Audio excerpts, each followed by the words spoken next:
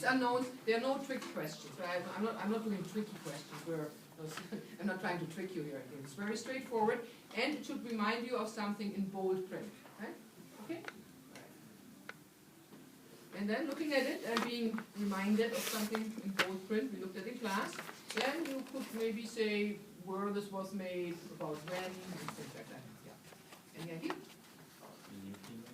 New Kingdom, you're getting there. New Kingdom, already in the right kind of period. More.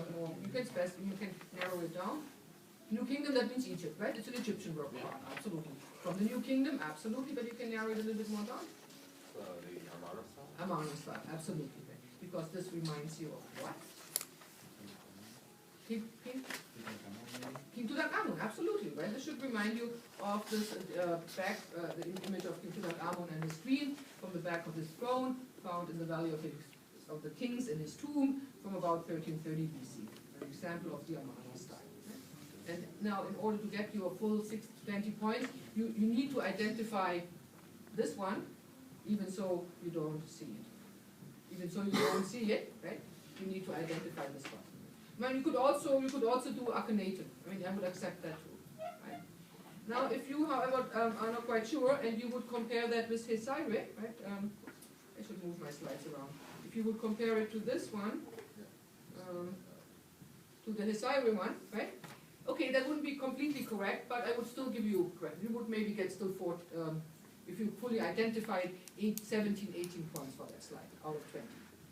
So if you're not right, it doesn't mean that you lose all the points. For as long as you identify the one this reminds you of, and maybe say, okay, now we have to go back to the Egyptian one.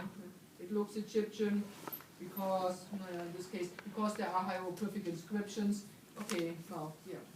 Because they have a frontal eye in a profile head, because the hands are composite. I mean, then yeah, okay, I would go with that, all right? But it's not. It's closer. It's an Amarna style. Do you remember that here?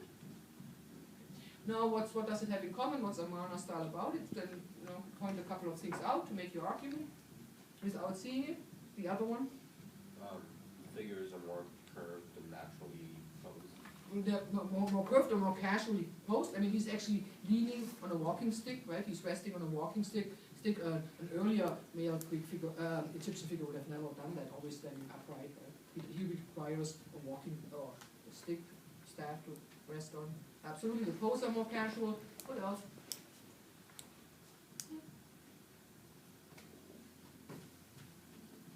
What else?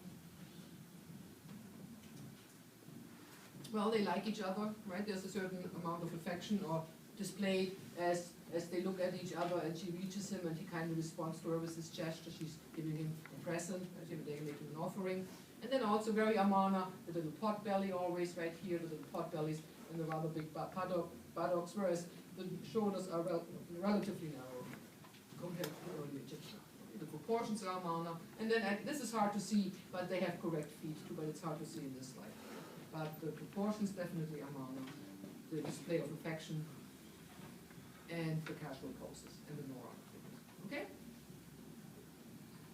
Any questions? Okay, let's do one more. This would be a little bit more difficult.